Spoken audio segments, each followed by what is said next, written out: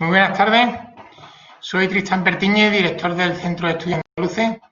Es para mí un placer darle la bienvenida a este ciclo de webinars sobre el COVID-19 y la economía andaluza, impacto y tendencias, organizado por nuestra fundación en colaboración con el Observatorio Económico de Andalucía.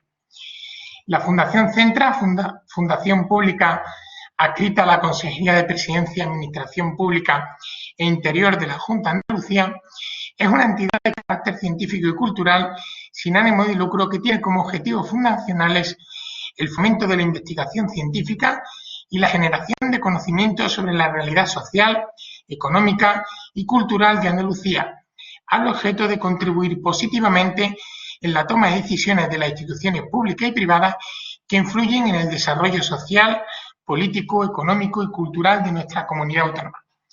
En primer lugar, mi agradecimiento más sincero al catedrático de Economía Aplicada de la Universidad de Sevilla, Curro Ferraro, presidente del Observatorio Económico de Andalucía, por intervenir hoy como experto y por haber coordinado este ciclo de webinars compuesto por 4 bloques. En el primero de ellos, que tuvo lugar el pasado día 15 de septiembre acerca de la aparición de la crisis y sus efectos, a cargo de Ernesto Mesa, puso sobre la mesa relevantes datos sobre la incidencia de la pandemia en el PIB y en el empleo de Andalucía, desde inicios del año 2020 a la actualidad. El segundo bloque, que celebramos el pasado jueves 17, se centró en la respuesta de la crisis articulada por la Comisión Europea y el Banco Central Europeo, con la intervención de la profesora Carmen Pérez López. Y el tercer bloque, que hizo un repaso por las medidas adoptadas por el Gobierno y la Junta de Andalucía, tuvo como lugar la intervención de Manuel Hidalgo. Y por último, hoy, para concluir este ciclo, pero que estamos seguros que no será el último, nuestro experto realizará un balance de la crisis económica y se centrará, en primer lugar, en las previsiones acerca del desenvolvimiento de la economía andaluza en el año 2020 y 2021, en términos de PIB y de empleo, así como sus posibles efectos en los sectores económicos y sociales. Y además en las respuestas a la crisis para minimizar los daños económicos y sociales provocados para que la recuperación sea lo más rápida posible. Para ello contaremos con la intervención, como hemos comentado, del coordinador de este ciclo, el catedrático Curro Ferraro, catedrático jubilado de Economía Aplicada de la Universidad de Sevilla, presidente del Observatorio Económico de Andalucía y miembro del Consejo Editorial del Grupo Yolí y como tal director del anuario Yolí de Andalucía. Autor de numerosos libros y artículos, singularmente sobre economía andaluza, ha sido director de la Universidad Hispanoamericana de Santa María de la Rábida, secretario general de Economía de la Junta de Andalucía y miembro de diversos consejos de instituciones públicas y académicas. Personalmente les recomiendo sus artículos y análisis económicos que periódicamente publica en los diarios del Grupo Yolí. Yo normalmente intento no perdérmelos. Son sosegados y están destinados a todo tipo de lectores. Por último, permítanme, por favor, señalar antes de dar comienzo a esta ponencia algunas cuestiones sobre el desarrollo del webinar. Tras la intervención de nuestro ponente, se habilitará el uso del chat para formular preguntas. Una vez concluida la sesión, dejaremos también en el chat un breve cuestionario acerca de su experiencia para que agradeceríamos nos rellenase para nuestra mejora interna. Muchas gracias de antemano. Por favor, Curro, tiene la palabra. Gracias. Buenas tardes a todos y muchas gracias, Tristán, por la amable presentación. Quiero contarles muchas cosas hoy, espero contar con su paciencia y no alargarme demasiado. Como se ha indicado, voy a hablarle de la crisis del coronavirus y la economía andaluza y para ello, en el día de hoy, voy primero a resumir muy brevemente el impacto que ha tenido hasta ahora, lo que se trató en la primera conferencia de este ciclo, pero teniendo en cuenta que hubo algunos problemas técnicos y que algunos tal vez no estuvieseis presentes, creo que es importante hacer un resumen muy breve. A continuación hablaré sobre las tendencias y previsiones que está teniendo la crisis en España y singularmente en Andalucía, y luego abordaré algunas enseñanzas de la crisis, desde mi punto de vista, lógicamente, y también algunas recomendaciones que realizaré tanto para los ciudadanos como para las empresas como para las instituciones públicas, los gobiernos. Empezando entonces por el impacto de la crisis en la economía española, ¿eh? Un próximo gráfico que espero que aparezca en pantalla, se recoge cómo ha evolucionado la economía andaluza desde la crisis de 2008, donde se puede observar la fortísima caída que tiene, especialmente los datos son de carácter trimestral y el dato peor coincide con el segundo trimestre del año 2009. Una ligera recuperación, pero vuelve a tener una caída en el año 2012. Como pueden ver ahí. A partir de entonces se inicia una menor caída y una recuperación a partir del año 2014, alcanzando su máximo en 2016.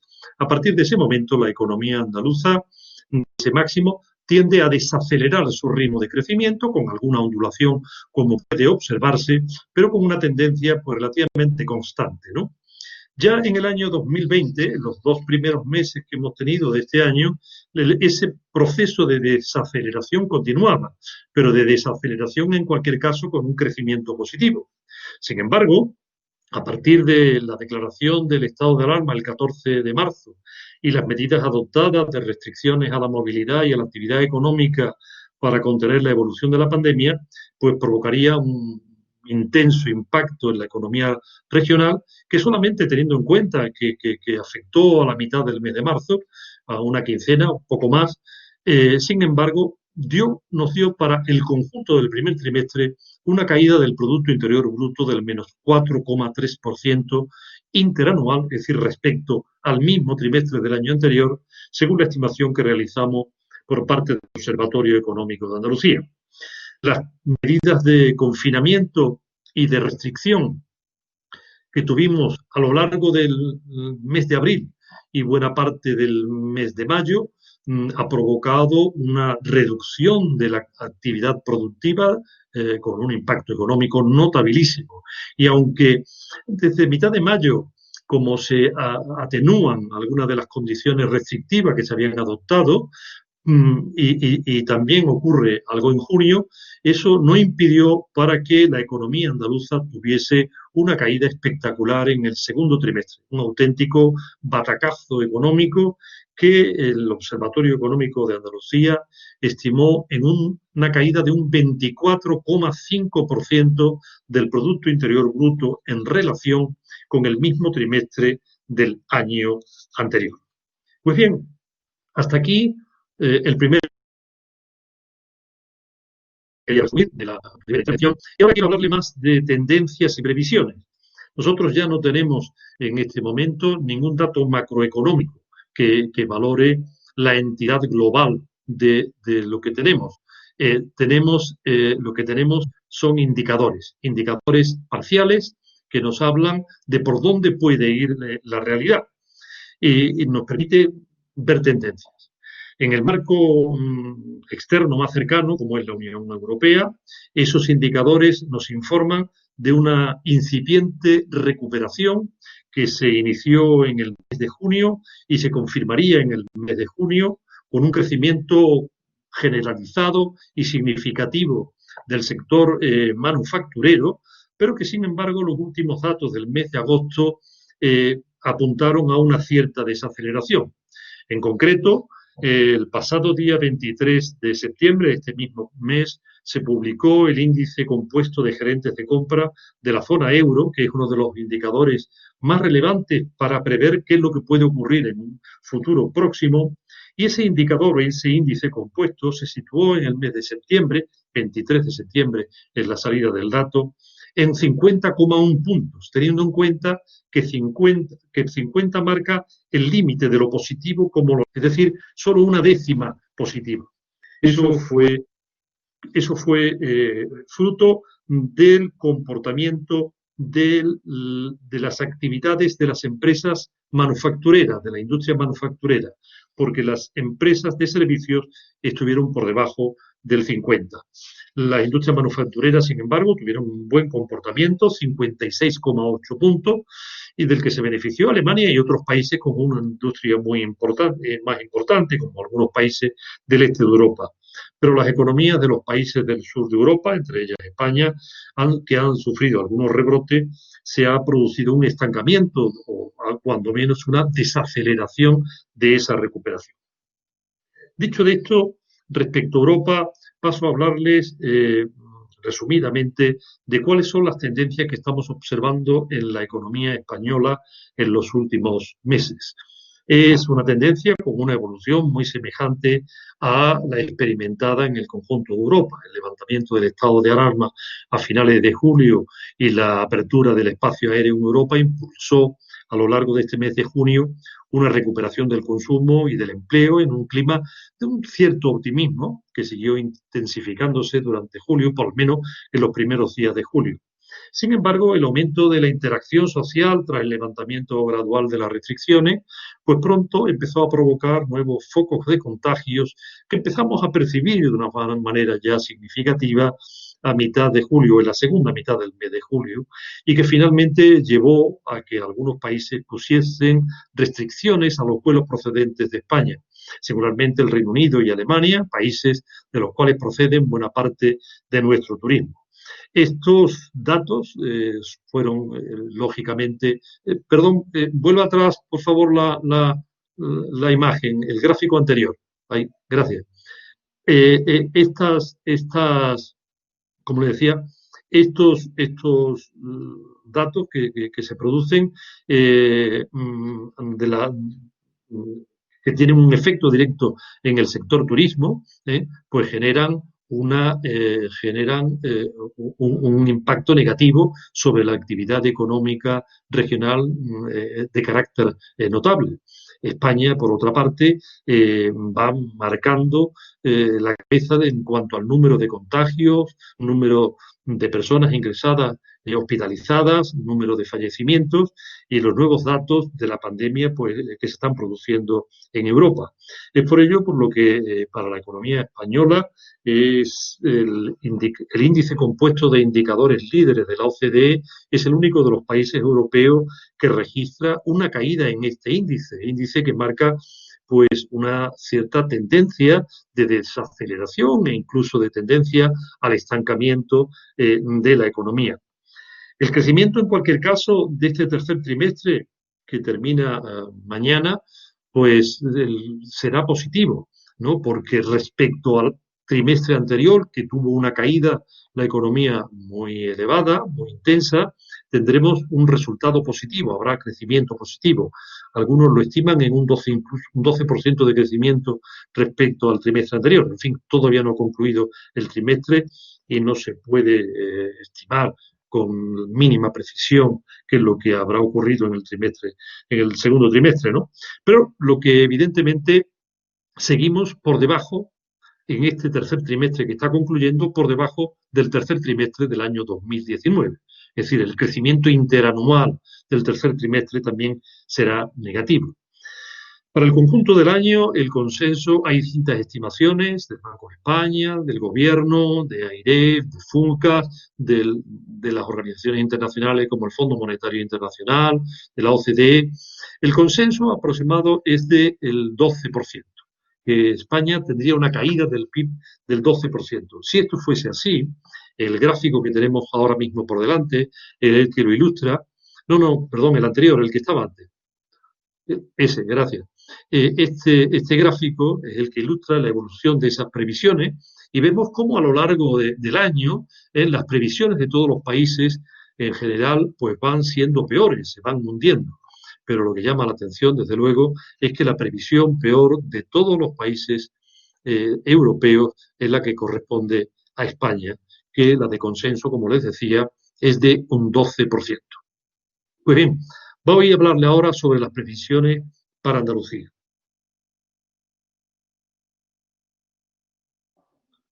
Podrán imaginar que el comportamiento de Andalucía, la dinámica económica de Andalucía reciente, en el último trimestre, es muy semejante en su evolución a la que ha tenido España. Los indicadores disponibles ponen de manifiesto desde luego que hay un mejor comportamiento de la economía andaluza en el tercer trimestre que en el segundo, que tuvimos ese gran batacazo, pero si hacemos una comparación interanual, casi todos los indicadores son peor que los del año 2019, con alguna excepción, ¿no? La matriculación de vehículos industriales o el consumo de cemento o la afiliación a la agricultura, por poner algún ejemplo. Pero casi todos los indicadores nos hablan de recuperación respecto al anterior trimestre, pero peor que el trimestre del 2019, del tercero. Singularmente los indicadores de turismo y los indicadores de transporte que tanta importancia tienen para la economía regional. Por todo ello, en el tercer trimestre, el Producto Interior Bruto de Andalucía habrá aumentado respecto al trimestre anterior, habrá aumentado, posiblemente habrá aumentado algo más que el de España, porque la caída del turismo, aun siendo muy intensa en Andalucía, es algo menos intensa que en España, y eso tiene mucha trascendencia para los resultados agregados del tercer trimestre, pero en cualquier caso, aun siendo positivo respecto al segundo, será negativo en relación con el tercer trimestre del año anterior. Las previsiones de crecimiento hacia el futuro, de lo que nos queda de año, es de una gran incertidumbre por la incidencia creciente de los contagios en la actividad productiva. Nos espera un proceso de recuperación intenso, desde luego, en los próximos meses. Lo que atisbamos económicamente lo podemos caracterizar, como hacemos los economistas, por el lado de la demanda o por el lado de la oferta. Por el lado de la demanda, la variable, el factor más determinante del comportamiento de la demanda agregada en Andalucía es el consumo de los hogares. Pues bien, el consumo de los hogares va a seguir contenido por la disminución de la renta disponible. Una disminución de la renta disponible que viene determinada, en primer lugar, por el aumento del paro, hay más personas paradas. En segundo lugar, por la caída de los beneficios, que son las otras rentas después de los salarios. Pero también porque hay una mayor propensión al ahorro familiar. Está aumentando de manera extraordinaria los depósitos y el ahorro es un ahorro de precaución, de miedo de lo que pueda ocurrir, ¿no? Así que no es previsible que el consumo vaya a aumentar de una forma significativa, sino que se va a mantener contenido. También el consumo de los no residentes, es decir, de los turistas, tampoco se prevé que vaya a aumentar. Siguen existiendo restricciones para los vuelos internacionales y apuntan que el consumo, por tanto, de los no residentes o los turistas que tendremos serán pocos los internacionales y no muchos tampoco los españoles de aquí a final de año. Otra variable de la demanda es el consumo público, variable que no se ha comportado de manera muy positiva en el primer trimestre del año y tampoco creemos que en el segundo trimestre ni en el tercero. Y ello es así porque el margen fiscal que tienen las administraciones públicas son limitados. La inversión es otro factor determinante de la demanda. Creemos que no va a levantar vuelo y no va a levantar vuelo por las dificultades empresariales por una parte y por otra parte por las grandísimas incertidumbres que hacen frenar a las inversiones. Finalmente, el conjunto de la demanda se completa con la demanda externa, con las exportaciones. Las exportaciones han caído a lo largo del primer semestre, pero hay una ligera recuperación, el último dato disponible, una ligera recuperación respecto a los meses anteriores, pero no respecto al año anterior. Es posible que esa recuperación tengamos un crecimiento algo lento de las exportaciones al nivel que estaba antes, pero no esperemos que se recupere el nivel de exportaciones del año pasado. Desde la perspectiva de la oferta, todos los sectores económicos de la economía andaluza van a seguir en un tono contractivo, a excepción del sector agrario, un sector que se ha comportado mejor que ningún otro sector hasta el presente y que prevemos que así puede seguir comportándose. El sector servicios, por el contrario, es el que peor se ha comportado. Y el mantenimiento de las medidas de contención de la pandemia seguirán condicionando muy negativamente su evolución, muy singularmente al turismo y a otras actividades que están vehiculadas por la interrelación social, ¿no? El sector de la construcción mantendrá las actividades en la mayor parte de las obras iniciadas, pero creo que escasearán los nuevos proyectos mientras que no se reactive el mercado inmobiliario, que está bastante frenado, y mientras que las administraciones públicas puedan abordar inversiones o hacer proyectos de colaboración público-privada. Y finalmente, en cuanto a la oferta, el sector industrial será un comportamiento algo más favorable. No es que vaya a mejorar en relación a años anteriores, pero sí en relación con otros sectores, aunque será desigual.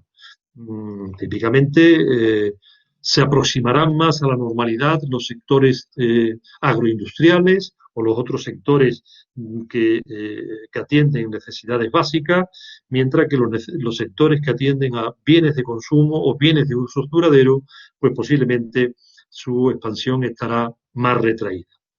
Pues bien, teniendo en cuenta todas estas consideraciones, teniendo en cuenta la estructura productiva de la economía andaluza, teniendo en cuenta las variables recientes de julio y de agosto y los potenciales impactos sectoriales, el Observatorio Económico de Andalucía estimó ya en el mes de mayo que la economía andaluza podría tener una contracción en el conjunto del año del orden del 15%.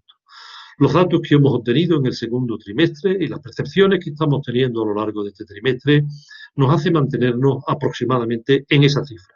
Una caída el gráfico, por favor, no el anterior, una caída del Producto Interior Bruto que se ve en esa línea azul, una caída muy potente, como observaréis en el eje de la izquierda, en el eje de la cisa de la izquierda, observar una caída del 15% en el conjunto de año. Eso lo que aparece en la línea azul ahí es la evolución interanual que hemos tenido en la economía andaluza desde el año 2002.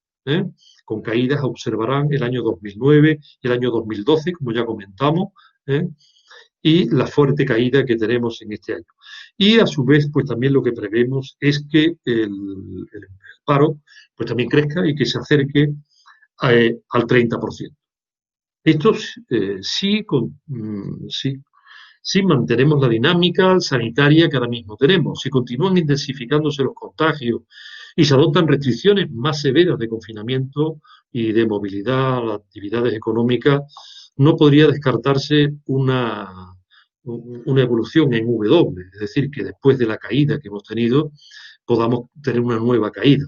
No creo que eso ocurra. Si ocurre, creo que nunca sería de la misma intensidad.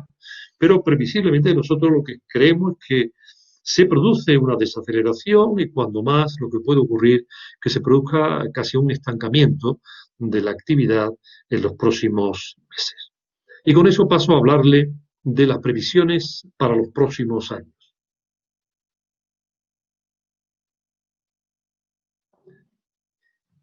Si hablamos de previsiones a medio plazo, la incertidumbre es la expresión que más se repite en cualquier análisis económico sobre el futuro en el marco de esta crisis, ¿no? Por tanto, es muy arriesgado predecir cuándo se va a producir el final de la crisis, cuándo se va a iniciar la recuperación. La variable crítica es la evolución de la pandemia, la evolución de los contagios del COVID-19. Por ello, si estaban esperando que yo les informase sobre cuándo iba a acabar la recuperación, pues sería mejor que oyesen a un experto en sanidad pública más que a un economista. En cualquier caso, no le animo con esto que se vayan, porque espero poder decirle algunas ideas económicas que puedan interesarles, ¿no? Bien, esta crisis, para pensar un poco sobre el futuro y los próximos años, es una crisis sin duda la más profunda de 2008, la más profunda que hemos conocido probablemente en nuestra vida, pero también puede ser la más corta, y puede ser más corta porque no se ha destruido mucha capacidad productiva. Por otra parte, porque no se ha desencadenado una crisis financiera y esperemos que no se desencadene. Y en tercer lugar, porque a diferencia de la crisis de 2008, la reacción de los gobiernos y del Banco Central Europeo y la Comisión Europea han sido bastante más decidida y bastante más rápida. Por ello, creo que una vez que se supere la crisis sanitaria, pues las posibilidades de recuperación pueden ser algo más rápida que la larga crisis que tuvimos en anterior, en 2008, que hemos tardado 10 años en recuperar. ¿Cuándo se podrá esa recuperación? Bueno, pues es razonable pensar que en el primer semestre del próximo año se pueda disponer de algunas vacunas, ¿no? Aunque ni serán perfectas ni habrá para todo el mundo, pero podrá encararse probablemente con la segunda mitad del año con mayor optimismo y tener una recuperación, iniciar una recuperación algo progresiva. No obstante, hay que señalar que la losa de deuda que pesa sobre muchas economías, entre ellas las españolas, las restricciones comerciales y los renacidos nacionalismos que se están expandiendo por el mundo y que van a limitar los intercambios, la pervivencia del miedo, el miedo al consumo y el miedo a la inversión, los cambios en el consumo y las formas también de producir que van a alterar a la producción en algunos sectores y actividades, y también la culminación del Brexit este año, que vamos a ver si no plantea problemas adicionales a la economía europea. Todas estas variables inciden además en cómo va a ser la recuperación. Por ello, si bien hace unos meses se pensaba y se hablaba en los economistas de una recuperación en V, es decir, una recuperación con una fuerte caída y una rápida recuperación, ahora se sigue hablando en V, algunos en V doble, pero poco. Se habla en V, solamente que el segundo ramal de la V sería un ramal bastante más horizontal de que se pensaba en principio. Ahora ya nadie apuesta porque vaya a haber una recuperación económica en el año 2021. El consenso apuesta más bien por 2022 e incluso por 2023. Y algunos economistas, el caso de Carmen Reinhardt, que es economista jefe del Banco Mundial, dice que difícilmente va a haber una recuperación en menos de 5 años, ¿no? Lo que sí hay coincidencia, desgraciada, es en el gráfico de lo que están viendo desde hace un rato. Y en ese gráfico lo que habla es cuál será el nivel del Producto Interior Bruto de una serie de países que ahí se recoge en ese gráfico en 2021 en relación con lo que teníamos en el año 2019. Observarán que hay algunos países, muy singularmente China y también otros países del sudeste asiático, que en el año 2019 habrán recuperado el nivel pivo de crecimiento y de actividad. Otros países, la mayoría de Europa, pero también otras partes del mundo, pues tendrán todavía a final del año 2019, perdón, al final del año 2021, un nivel de PIB más bajo que en 2019. Lo trágico es la coincidencia en que este gráfico es de Oxford Economics, la coincidencia en estimar que será España el país que tendrá una diferencia mayor en su Producto Interior Bruto en 2021 con el de 2019. Malas perspectivas, por tanto, singularmente para España, en casi todos los análisis e indicadores y estimaciones y previsiones por parte de los expertos. Pues bien, con esto voy a pasar a la tercera parte de esta exposición, que les hablo de algunas enseñanzas de la crisis. He querido que, además de hablar de la situación económica actual y las previsiones y las tendencias, tengamos también una mirada más estructural sobre la realidad económica de nuestra región y de nuestro país. Una mirada sobre problemas estructurales que pueden estar explicando el porqué de España y por qué Andalucía tiene una crisis como todo el mundo, pero más grave, ¿no? Y entonces,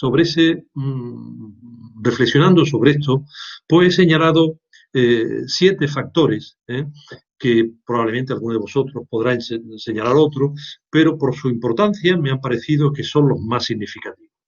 En primer lugar, como verán ahí, apunto en la especialización productiva.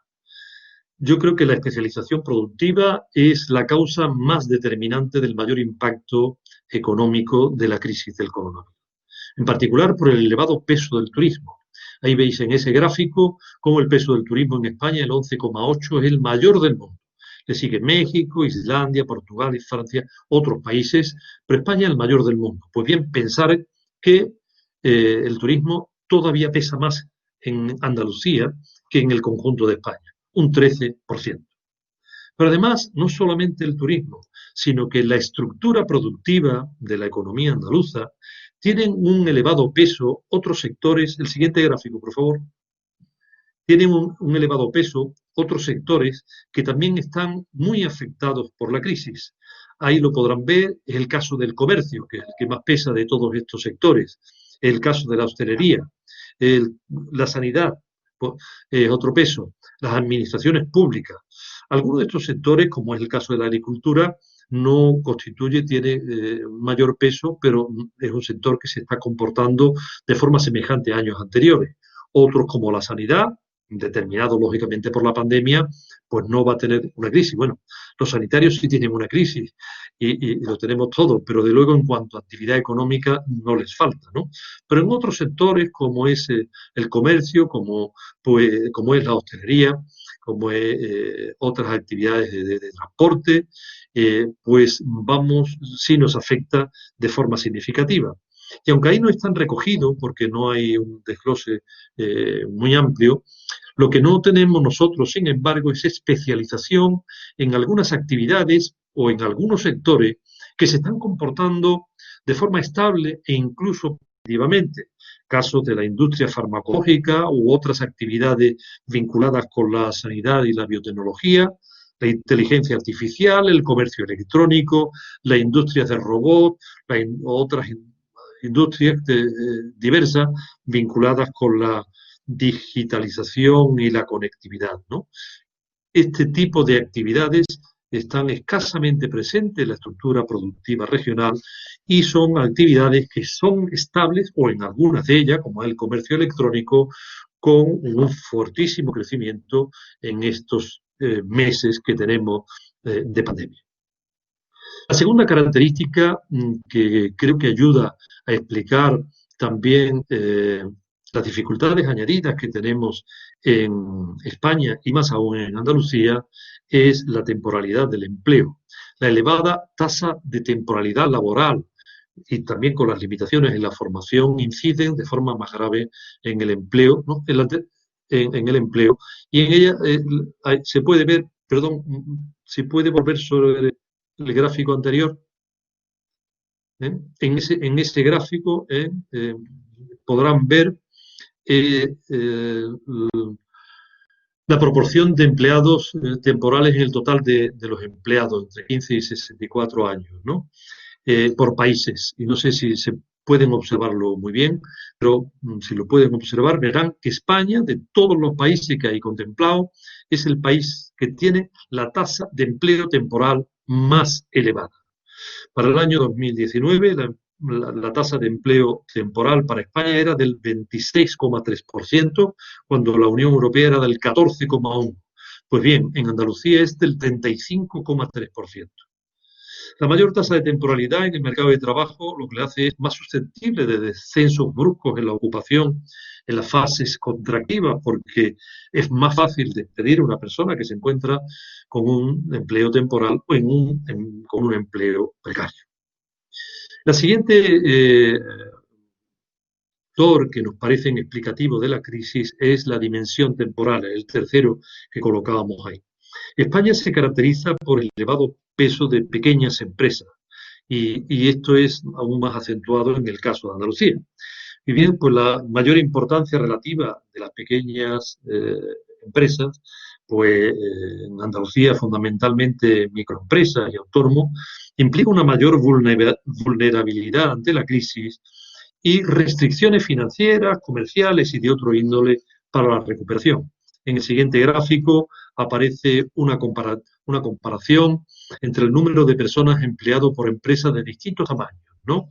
Ahí podrán ver en la parte de la izquierda, el azul más oscuro, son a las pequeñas empresas, el morado del centro a las empresas de tamaño medio y la celeste a las de gran tamaño. Como podrán observar, de todos los países que están ahí contemplados de Europa, España es la que tiene más empleados en pequeñas empresas. ¿eh?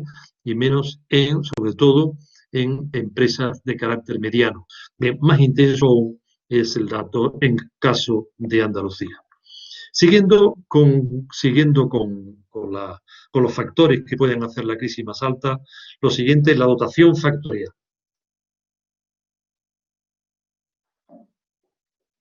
La capacidad de producción de cualquier economía viene determinada por la cantidad y por la calidad de los factores de producción. En la actualidad, los factores de producción que se consideran más importantes son sobre todo los recursos humanos, también la dotación de capital físico y capital tecnológico, el tejido empresarial y la calidad de las instituciones. Pues bien, los indicadores de estos factores, que no puedo entrar por falta de tiempo, nos ponen de manifiesto las causas profundas por las que Andalucía es la penúltima comunidad autónoma española en PIB per cápita y en renta per cápita. Y constituye también una restricción para abordar una fase de recuperación. La mejora de la dotación de los factores de producción debe de ser el principal objetivo económico de cualquier gobierno, pero la verdad es que no suelen ser prioritarios en las políticas gubernamentales. Otro factor que veis ahí es la limitada capacidad de maniobra fiscal. El gobierno español, en los meses pasados, desde el inicio de la pandemia, se ha encontrado limitado por importantes restricciones financieras para abordar una política económica de contención y una política económica de recuperación semejante a lo de los países desarrollados, como puede ser la mayoría de los países europeos o Estados Unidos u otros países desarrollados. Y hemos podido abordar una política de recuperación de la misma entidad económica, de la misma entidad financiera en términos relativos, por las restricciones que tenemos. Nuestras restricciones devienen de nuestro déficit estructural, de la elevada deuda pública y de la desconfianza de los mercados por la resistencia que han tenido los gobiernos españoles desde la anterior crisis hasta la actualidad para hacer una política de consolidación fiscal. Muy singularmente, desde el año 2015, venimos incumpliendo los compromisos de consolidación fiscal todos los años en términos de déficit y de deuda. La siguiente razón o enseñanza de la crisis, no la anterior, por favor, es la limitación del marco institucional. Yo creo que compartirá que el deficiente sistema de salud pública española ha provocado que la pandemia provoque uno de los mayores impactos sanitarios del mundo en términos de contagios y de fallecimientos por habitante. Esto ha exigido un confinamiento más severo y esto, a su vez, ha provocado mayores restricciones para la actividad productiva, con la consiguiente incidencia en la economía. Por tanto, es lógico que nos preguntemos por qué este deficiente sistema de salud pública. Sin duda, el gobierno de la nación ha tenido responsabilidades relevantes, pero no en esta charla no pretendo entrar en consideraciones políticas sobre la culpabilidad de uno u otro. También posiblemente los gobiernos o algunos gobiernos autonómicos lo hayan tenido en esta segunda fase de la epidemia. Pero yo creo que por encima de las responsabilidades de los gobiernos están las restricciones del sistema de salud pública. Me refiero a la capacidad de detección, de prevención, de aprovisionamiento, de coordinación y de control. Unas restricciones que, desde mi punto de vista, vienen provocadas porque el proceso de descentralización de la sanidad en las comunidades autónomas se activaron más por circunstancias políticas oportunas en cada momento que por un plan evidentemente pensado y racional. Así que este es un desajuste institucional que se plantea de una forma especialmente grave, claro está, en un momento como el que está. El único desajuste institucional que tenemos en España. Las limitaciones del sistema político institucional en el que los intereses partidistas y los intereses territoriales dificultan la cooperación para gobernar una emergencia sanitaria y para la recuperación. Nos encontramos, como todos sabéis, en un clima político presidido por el desgaste del adversario y un clima en el que es difícil adoptar medidas tempranas de precaución, adoptar medidas de restricciones de la movilidad, adoptar medidas de negociaciones internacionales, de mantenimiento del control social o de recuperación económica. Este clima político en el que estamos viviendo no favorece en absoluto ni defendernos de la pandemia que tenemos, ni abordar una política de recuperación consistente. Y para terminar, en estas lecciones sobre algunas enseñanzas de la crisis, está en algo que los economistas somos muy pesados, en la falta de reformas estructurales. Las estructuras de los estados y sus funciones están sometidas a la obsolescencia, igual que otras muchas variables en la vida social. Están sometidas a la obsolescencia por los cambios tecnológicos, por los cambios demográficos, culturales y económicos. Y es por ello por lo que las normas que regulan nuestro marco institucional y las políticas que la implementan suelen irse adaptando a las nuevas realidades. De tal forma que las sociedades que realizan reformas pertinentes con más agilidad y acierto son países más dinámicos y sus instituciones son más funcionales.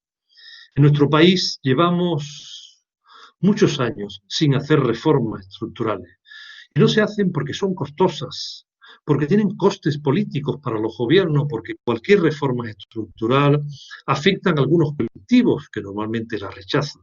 Y hace falta, por tanto, energía, hace falta, por tanto, determinación.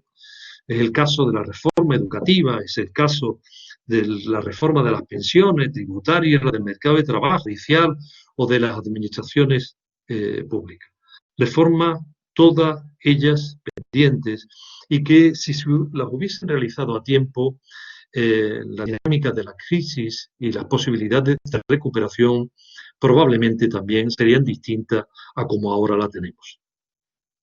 Pues bien, con esto llego al punto final, que es un punto en el que quiero hablarle de algunas recomendaciones personales.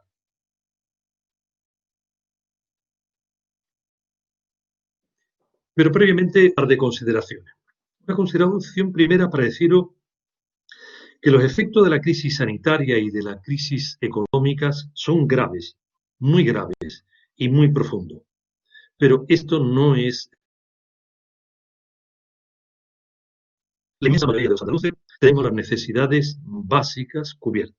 Bien, es cierto que se pueden ahondar las diferencias sociales y que puede haber colectivos en dificultad pronto. Pero hoy por hoy, siendo grave, nosotros nos encontramos en una situación económica como estaba España y Andalucía en el año 2002. Efectivamente, estábamos mejor en 2019 que en 2002. Pero bueno, en 2002 tampoco estábamos tan mal. Insisto, no quito en absoluto gravedad a la crisis. Una caída, como les decía, que podemos tener este año en Andalucía del 15% del Producto Interior Bruto, es una caída brutal, como no hemos conocido a lo largo de nuestra vida y que creo que no volveremos a conocer. Pero insisto, no es el fin del mundo. En segundo lugar, quería decirles también que las vacunas y los tratamientos mejorarán previsiblemente la situación sanitaria el próximo año. Pero la pandemia no se va a acabar. Vamos a seguir conviviendo con ellas de alguna manera. Esperemos que cada vez con menos intensidad, pero vamos a seguir conviviendo en los próximos años. También la recuperación económica puede iniciarse, pero el mundo económico que va a venir después de la crisis del coronavirus va a ser un mundo en algo diferente. La producción, el comercio, el consumo tendrán algunas características nuevas y no todos los países emergerán a la vez, ni lo van a hacer con las mismas capacidades y las mismas fortalezas.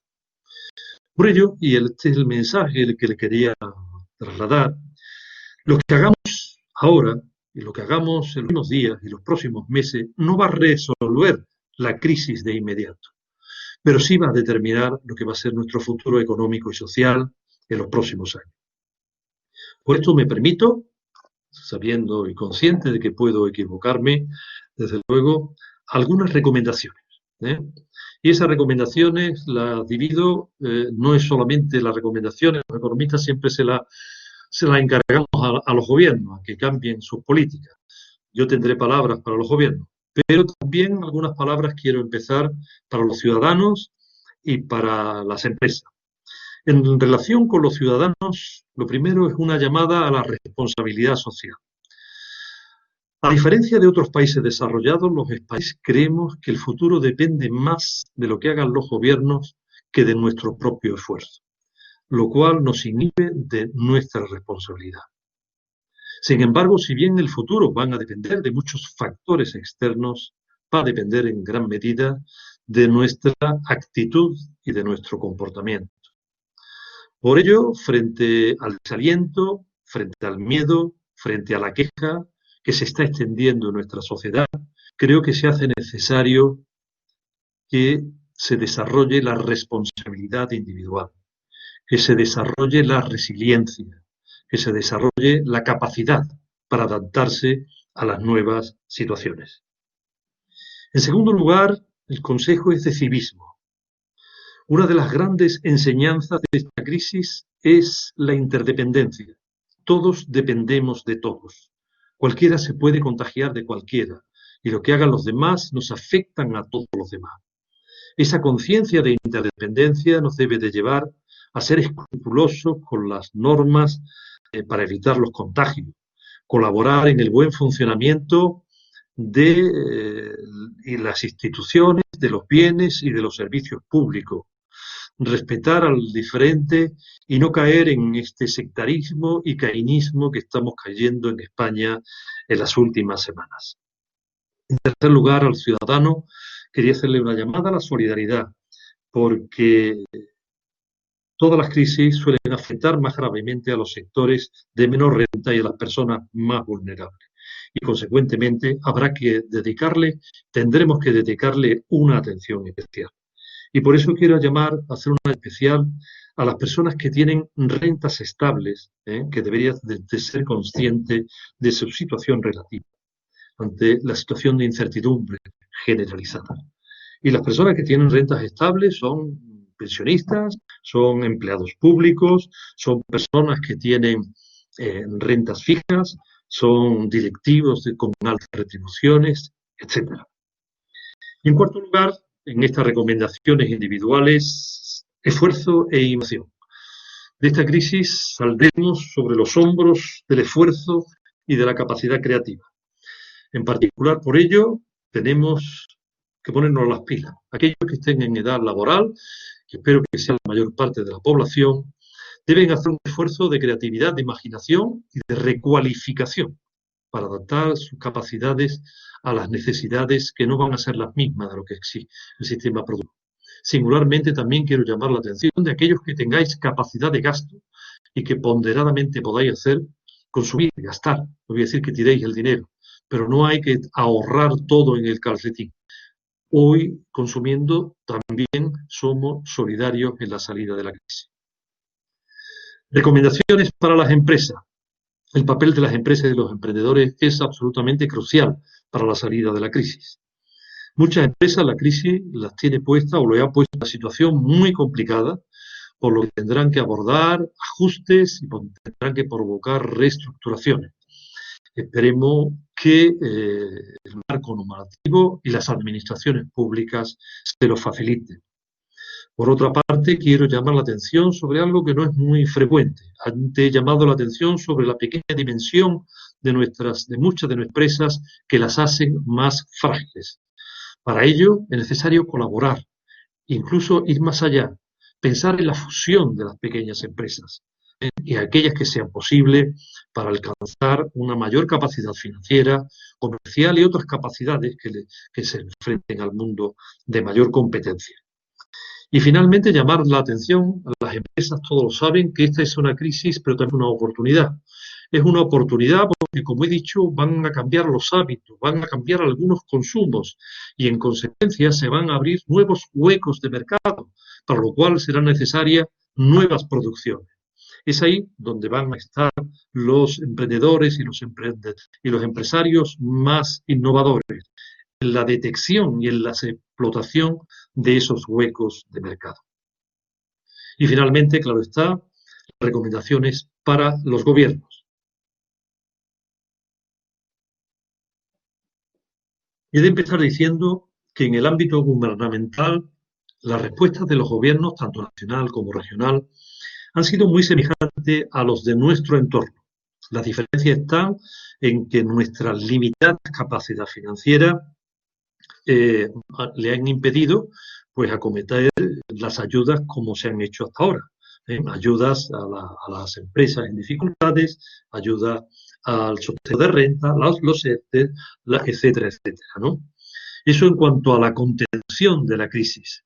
Sin embargo, no puede,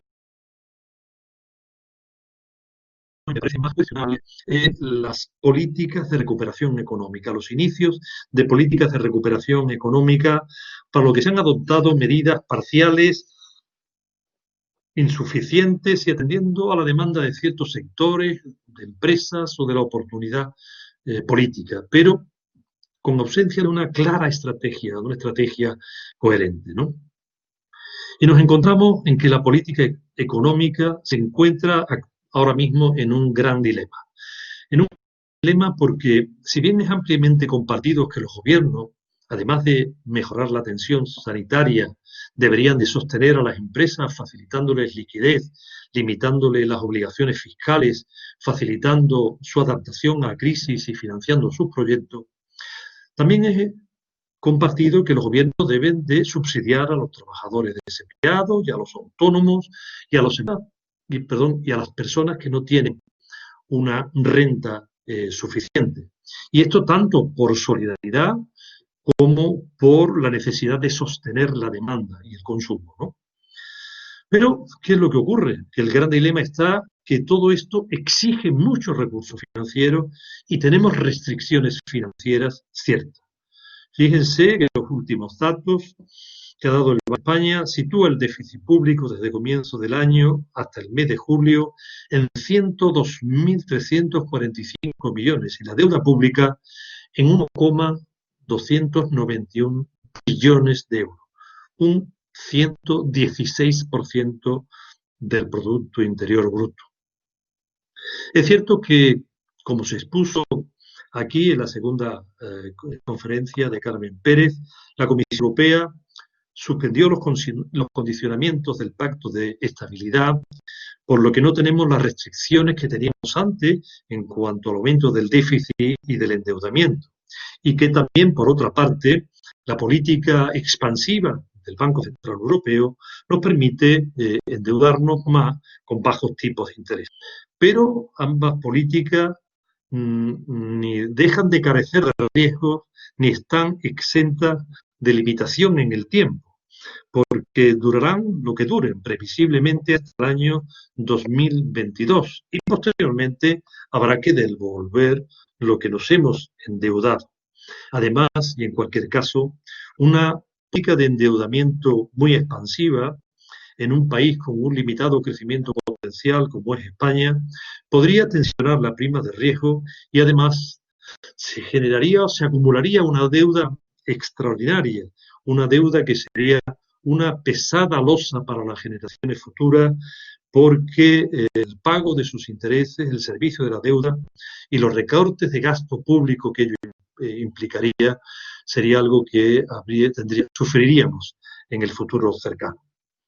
Por estas razones, es decir, tanto porque tenemos esas restricciones financieras como porque necesitamos adoptar decisiones en el corto, pero sobre todo en el largo plazo, de ellas también porque tenemos que hacer reformas estructurales, por lo que creo, y creen muchos analistas económicos, por no decir casi la totalidad, que es necesario un gran pacto político.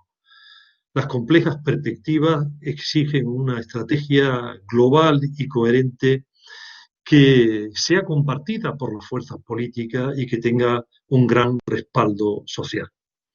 Muchos economistas están de acuerdo con esto y concretan, en cualquier caso, que después de ese pacto, que lamentablemente ahora mismo no se atisba en el horizonte político, debían de acometerse algunas medidas en el corto plazo y otras en el medio y largo, y que voy ya terminando. En el corto plazo, para concentrar los esfuerzos en los efectos sanitarios, obviamente, de la pandemia, y minimizar el impacto económico de las empresas viables y en las personas con más bajos ingresos. Pero estas políticas deben de continuar, pero estas políticas tienen que ser selectivas por las restricciones financieras que tenemos. Aquí es necesario llamar la atención sobre los criterios de protección pública. No es lo mismo la protección de los ciudadanos que la protección de las empresas. A los ciudadanos hay que proteger con la política social a los de menores, a los más vulnerables. Es a lo que prioritariamente lo que hay que atender. La política empresarial no hay que favorecer lo mismo. Hay que favorecer el mantenimiento de las empresas más viables, aquellas que tengan más potencial de crecimiento, que serán las que tendrán mayor potencial de creación de empleo, mayor potencial de crear empleo cualificado, mayor capacidad de producir factores de producción asimismo cualificados, las que están abiertas a la competencia internacional, a la innovación, etcétera. Esa debe ser la apuesta de la política de recuperación en el largo plazo. En esta perspectiva, también de largo plazo, tenemos que sería muy conveniente dar un marco fiscal explícito de viabilidad donde se contemplase lo que nos vamos a endeudar y cómo lo vamos a ir pagando en el futuro. Sería bueno que apareciese, aunque empecemos a pagarlo en el año 2002, a qué futuro nos enfrentamos, lo cual ayudaría a disciplinarlo, ¿no? El cambio al que anteriormente me refería de apoyar, discriminar en favor de las empresas más viables de futuro, debería de apuntar a eso que siempre hemos deseado y que nunca se termina de impulsar, que es el cambio del modelo productivo. Por otra parte, hacia el futuro hemos de aprovechar el programa de recuperación europea, lo que exige tener en consideración el sistema de indicadores y las recomendaciones que se nos ha hecho y atenernos a ello. Ya se señaló el otro día que España tendrá que invertir una gran cantidad de dinero, 140.000 millones en los próximos 6 años, y eso es todo un reto, teniendo en cuenta que el Fondo de Cohesión de 2014-2020 solamente hemos ejecutado el 39% de lo que teníamos previsto, ¿no? Y luego, pues, decir que lo deseable, si se hiciese ese pacto, es que se abordasen reformas estructurales como anteriormente he dicho. Y para terminar, y para finalizar, quiero decir que, aunque estas propuestas están dirigidas fundamentalmente a lo de la nación, que es el que tiene las competencias normativas y presupuestarias para abordar políticas fiscales y de ordenación, creo que también para la Junta de Andalucía, porque aunque su presupuesto es más limitado y tiene menos flexibilidad, porque fundamentalmente se destina a la provisión de servicios públicos, también tiene asignadas las competencias y los recursos para una política de oferta que se debe de concentrar en la mejora de las capacidades competitivas del sistema productivo de Andalucía y que debe de centrarse en la cualificación de esos factores de producción y en lugar de reiterar las mismas políticas o las mismas acciones que el gobierno central o de apoyar con poco dinero y con poca trascendencia a muchos sectores para que se visualice que se está presente en muchos sectores. Es mucho más conveniente concentrar el fuego, concentrar la potencia sobre aquellos proyectos empresariales de futuro, que es lo que apostará por una recuperación más solvente.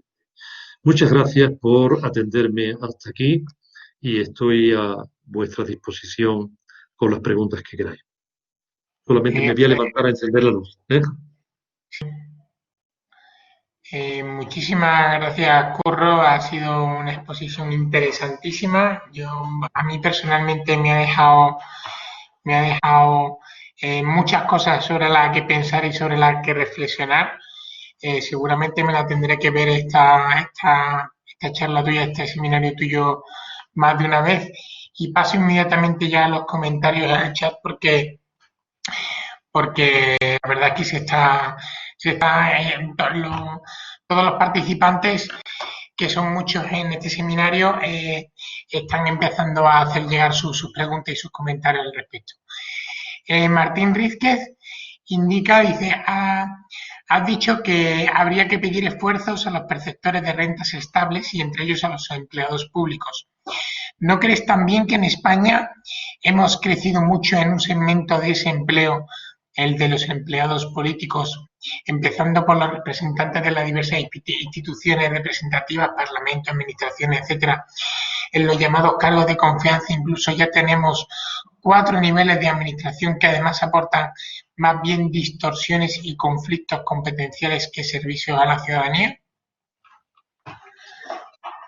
Bien, no sé si he entendido bien la pregunta. Comparto, y gracias Martín, tus consideraciones. Comparto desde luego que en España es de los países del mundo que tienen mayor número de políticos per cápita, ¿no? Mayor número de responsables públicos, ¿no? En cuanto a eso, pues lo único que digo es lo comparto, ¿eh? Probablemente sería muy recomendable que se disminuyesen, porque no creo que sea necesario que países como Alemania, como Austria, como el Reino Unido funcionan muy correctamente sin necesidad de tantos responsables públicos, ¿no? Yo creo que eso no va en detrimento de la calidad de la democracia, ¿no? El que haya menos responsables públicos, ¿no? Pero cuando me he referido a los empleados públicos, claro está, me he referido a los empleados, no a los políticos. He estado pensando en funcionarios y otros empleados públicos, ¿no? En donde, bueno, que evidentemente tienen unas rentas que son limitadas, sus sueldos no son muy elevados, pero tienen algo que no tiene gran parte de la población, y es una certeza, la seguridad y la incertidumbre que están padeciendo. Muchas personas, la inmensa mayoría de los empresarios y la inmensa mayoría de los empleados por cuenta ajena. Vale, hilando con esto, nos pregunta Antonio González si no podría, dice, no, Victoriano Martín, perdón, las rentas estables de los pensionistas, cree que están en ese sentido garantizadas? Perdón, que las rentas estables de los pensionistas a las que hacía mención, una de ellas, ¿crees que están garantizadas? Bueno, sí, yo no creo que vayan a desaparecer, ni incluso creo que vayan a bajar. Yo soy pensionista y no creo que se vayan a reducir, ¿eh? Desde mi punto de vista, que se redujesen un poco, algo, sobre todo las pensiones más elevadas, pues no creo que fuese una barbaridad, ¿eh? Pero bueno, en cualquier caso, yo creo que van a mantenerse estables. Otra cosa es que se adopten, va a ser necesario, va a ser imprescindible que se adopten reformas del sistema de pensiones que tendrán que ver con el alargamiento de la edad de jubilación, la posibilidad de aplazamiento y en algunas otras reformas de otra naturaleza. Pero no creo que se vaya a producir un descenso. El nivel de las pensiones es algo políticamente un asunto inflamable, ¿no? Es como un gas muy inflamable y no creo que ningún político se atreva a tocarlo. Vale. Leonardo Marín pregunta si podrías confirmar la noticia de que el endeudamiento de Holanda ronda alrededor del 160% del PIB y cómo esto, bueno, y a mí se me antoja la pregunta de cómo esto puede entrar en comparación. Un país como Holanda obviamente con España no es comparable, pero bueno, sí, él cómo puede, según las previsiones parece que tiene mayor rapidez o podría recuperarse más rápidamente de esta crisis también. Bien, pues bueno, no me sé de memoria cuál es el endeudamiento de Holanda, pero hay países que tienen un nivel de endeudamiento mayor que el de España, no muchos, pero hay algunos que lo tienen. Pero es que además del nivel de endeudamiento hay que ver también el nivel de déficit, hay que ver también el nivel de cumplimiento de sus obligaciones de consolidación. Hay que ver también en manos de quién está la deuda, ¿eh? Nosotros tenemos una gran parte de nuestra deuda fuera de España, en el exterior. ¿eh? Los mercados financieros, ¿no? Y eso también depende del potencial de crecimiento que tenga cada país, ¿verdad? Un país como España actualmente tiene un bajo potencial de crecimiento, lo cual hacia un futuro puede hacer temer a los inversores de cómo se va a pagar. Consecuentemente, como ya sufrimos a la altura del año 2010, 2011, 2012, sobre todo, la prima de riesgo se dispara antes en España que en otros países que tienen más endeudamiento, como es el caso de Holanda. Vale. Antonio González pregunta si podía enunciar 3 medidas estructurales concretas. Creo que lo has hecho, pero si en este sentido podría decir cuáles podrían ser las más urgentes. Ha nombrado algunas. Educación, reforma fiscal, no sé, ¿hay algunas que sean, digamos, las 3 prioritarias? Para mí la prioritaria, desde luego, es la educativa. Para mí es la prioritaria sin lugar a dudas. Lo único que pasa es que habrá que ver qué entendemos por una reforma educativa. Pues se podrá entender muchas cosas, ¿verdad? Yo creo que para mí una reforma educativa, muy sintéticamente, es una reforma que dota de excelencia educativa a los niños desde pequeño hasta los 18 años. Y que eso está asegurado públicamente, independientemente de quién lo haga, ¿no? Esa es la reforma educativa. Significaría, por tanto, meter mucho más recursos en la educación, que lógicamente habría que restarlo de otra carácter. Pero una educación de excelencia. Cuando quiero decir una educación, es una educación, la mejor excelencia para todos los niños. Eso significa una educación no solamente en conocimientos, sino una educación también en habilidades sociales y una educación también en habilidades productivas o en otras habilidades, ¿no? En definitiva, dotar a los niños hasta los 16, 17 años, dotarlo de unas capacidades para enfrentarse al mundo. Esa es la reforma más importante que podría hacer un país, que podría hacer España hacia el futuro. Después de eso, te podríamos exigir responsabilidad individual y después de eso se podría disminuir el peso de algunos gastos públicos que podrían abordarse primadamente. Vale, perfecto. Perdona que me salte un poquito el orden de las preguntas, porque me surgió uno durante la intervención. En toda tu intervención, como buen economista, obviamente, ha flotado el concepto de recursos escasos, porque la economía no es más que eso, la gestión de los recursos escasos. Entonces, en ese sentido, siempre contrabalanceas mucho y has hecho mención al principio de tu exposición precisamente en los sectores productivos, en cuáles tendrían que ser la excesiva dependencia. Has pasado un poco por encima, pero bueno, la excesiva dependencia de Andalucía del sector turístico, que le está penalizando excesivamente sobre el PIB. ¿Cuáles crees desde tu punto de vista que son los sectores estratégicos en los que Andalucía tendría una ventaja competitiva respecto a otras economías para poder repuntar más rápidamente que otros en los próximos años? Uh-huh. Permíteme que haga una referencia a algo que aprendí en primero de la licenciatura de Ciencias Económicas cuando nos decían la definición de ciencia económica de un autor que se llamaba Lionel Robbins, que decía que es la ciencia que se encarga de la aplicación de los recursos escasos susceptibles de usos alternativos. Tenemos no para todo a la vez, ¿verdad?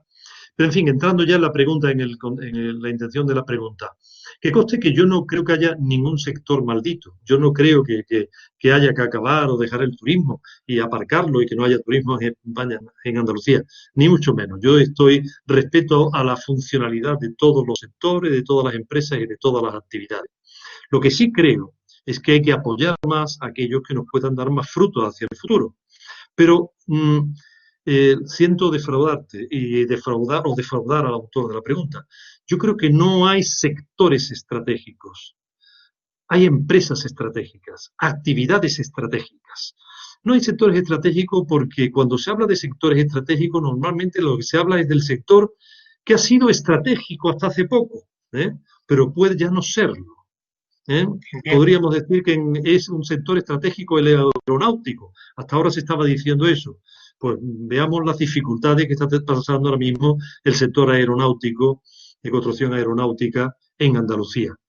Hay actividades y hay empresas, por tanto, yo no puedo hablar de sectores. Evidentemente, lo relacionado, por una parte, con todo el mundo digital y las tecnologías de la información y las comunicaciones, sigue siendo un sector en expansión, pero dentro de esas tecnologías hay una gran diversidad de cosas posibles. Dentro de la biotecnología, en lo que engloba la biotecnología, habrá mucho futuro, pero dentro de la biotecnología, pues ciertas cosas posiblemente ya se hayan quedado obsoletas y habrá otras empresas que la hagan, ¿no? Por tanto, pero claro, eh, por ahí van sectores de futuro, ¿no? Sectores que tienen. Entiendo, reformulo entonces un poco la cuestión y entiendo que no son sectores, sino empresas a nivel eh, em, de márgenes productivos, o sea, ventajas competitivas que tengan y márgenes productivos para tener mayor beneficio, obviamente. Entonces, hay empresas que tienen mayor valor añadido, pueden aportar a sus productos mayor valor añadido que otras y, por tanto, sean mucho más susceptibles de salir más rápidamente de la crisis. Claro, Entiendo, es la diferenciación de conceptualización que haces. sí, sí, sí, sí. Son Perfecto. empresas, efectivamente, o Vale. actividades, en algún caso, actividades concretas, ¿no? Vale. Andrés Burgos pregunta, don Francisco, desde su punto de vista, cuando los economistas, las economías española o andaluza volverán a recuperar, cuándo las economías andaluza o española volverán a recuperar el nivel de riqueza previo a la crisis.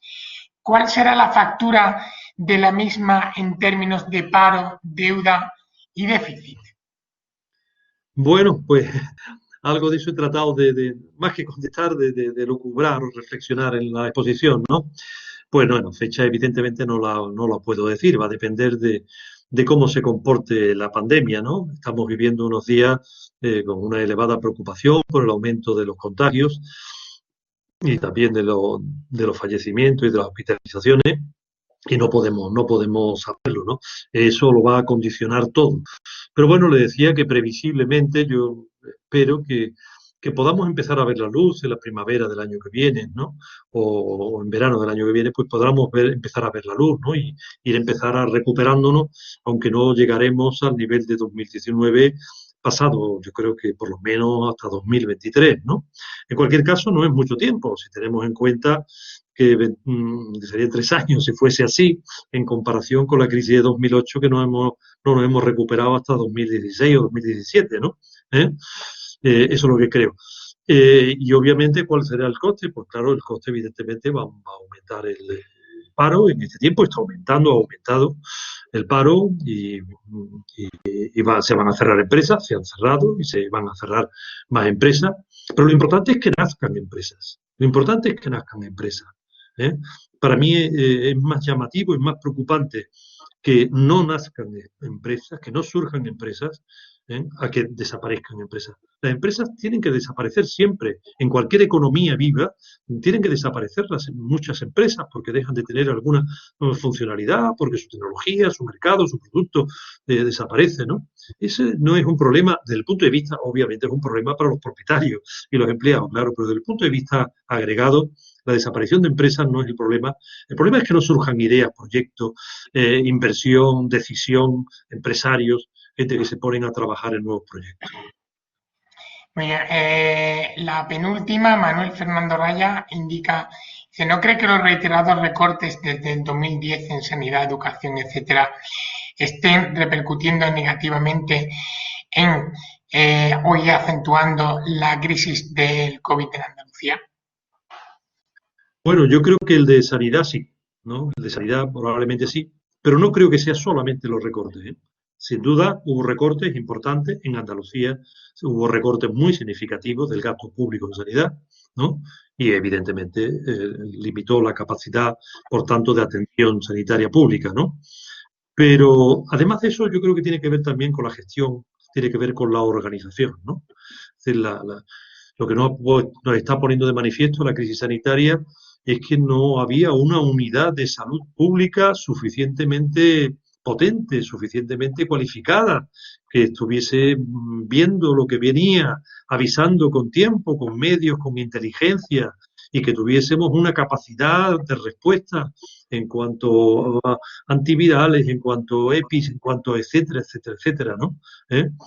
Y eso no es tanto cuestión de dinero, como cuestión de organización de la sanidad, ¿no? La sanidad privada está siendo poco o no suficientemente utilizada en esta pandemia, ¿eh? Y debería de estar más utilizada, ¿no? Debería de ayudar más. Y según tengo entendido, no es porque la sanidad privada no quiera ayudar, sino porque no se ha articulado adecuadamente la forma de cómo ayudar, ¿no? No digo que esto sea general en todas partes, ¿eh? No quiero molestar a nadie ni insultar a nadie, que seguro que se han dado con seguridad montones de ejemplos de colaboración de la sanidad privada extraordinarios y muy positivos, ¿no? Pero no ha sido general. Esto no ha sido general, ¿no? Muy Entonces yo bien. creo que sí, los recortes sí, en sanidad. Pero también la organización y la gestión de la sanidad pública yo creo que ha sido bastante deficiente. Y ya para terminar, Noelia nos pregunta, indica, dice, muy interesante de esta ponencia. Con respecto a las previsiones que usted ha abordado, me gustaría conocer su opinión acerca de las previsiones a largo plazo, ya que ningún experto aporta información más allá del año 22. ¿Cómo podemos abordar una previsión más a largo plazo? Yo con franqueza, yo creo que eso no lo sabe nadie, ¿eh? Si no lo hay, es como si pregunta qué va a ser el día 29 de septiembre del año 2025. ¿Qué tiempo meteorológico va a ser? ¿No? Es que no se puede saber, no se puede saber.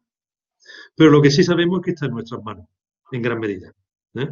Dependerá de muchos factores, pero uno de lo que va a depender es de lo que hagamos ahora.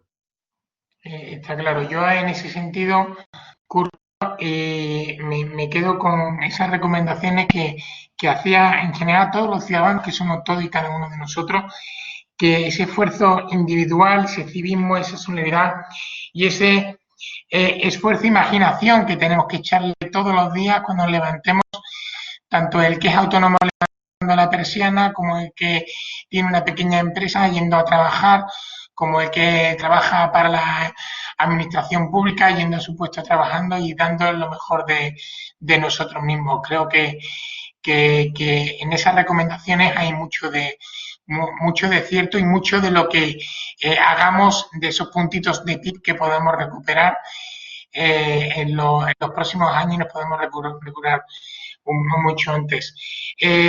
Bueno, a todos los que nos han participado, a todos los que han asistido a este webinar, agradecerles su atención, indicarles que en el chat tienen el cuestionario interno que le agradecemos de antemano nos puedan rellenar para nuestra mejora interna.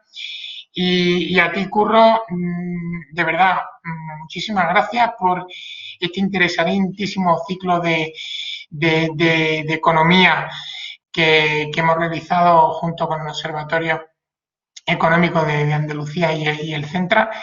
Creo que es una colaboración más que necesaria entre nosotros, el poder dar y comunicar cuáles son las previsiones de Andalucía, cómo está yendo la economía andaluza y en qué cosas sobre todo podemos mejorar. Y a título personal, pues agradecerte la magnífica exposición de hoy, que sin duda es una clase magistral de la que todos tendremos que aprender y sin duda volveremos a ver más de una vez para quedarnos para poder saborearla y disfrutar y aprovechar muchas de las cosas que nos decías en ella. Estamos ansiosos por poder volver a colaborar nuevamente y en espera que de este ciclo pueda salir alguna interesantísima publicación para dejar constancia de todo lo bueno e interesante que se ha dicho aquí. Gracias, Curro, de nuevo y a todos los asistentes por su asistencia. Muchas gracias, Tristán. Muchísimas gracias por tus palabras y gracias a todos los que han atendido hasta este momento. Adiós, buenas tardes a todos y hasta un próximo webinar del Centra.